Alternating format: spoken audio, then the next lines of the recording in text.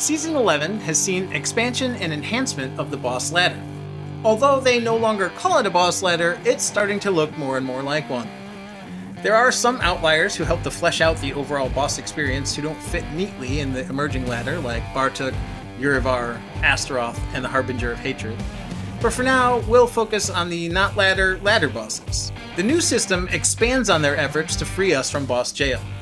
In Season 9, and basically every season prior to that, we spent tons of time grinding the same lair bosses over and over and over again, hoping for a drop.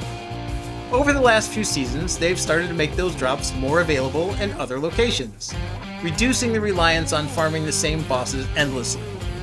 The addition of Belial to the game expanded on our ability to get these drops from more places than just the same old bosses. In Season 11, they're ramping it up even further. The return of Azmodan to Sanctuary now provides us another boss on the top tier. Whether he sits beside Belial or on a tier above is yet to be seen. We'll have to wait for the season to go live to know for sure. How does the saying go? The more things change, the more they stay the same?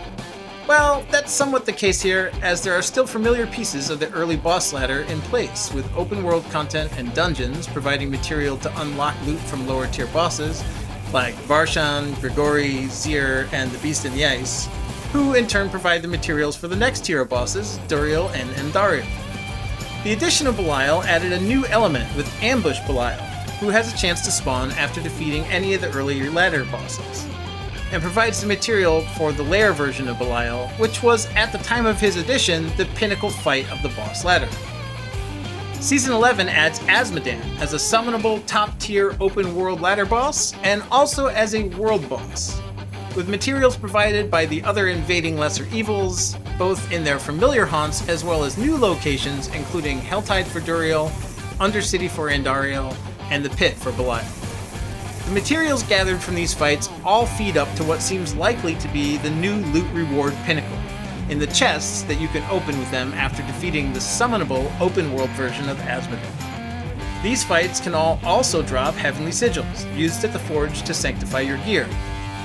While they can drop at any of these encounters, the highest chance and quantity comes from Azmodan in either of his locations, and they are better in higher torment tiers.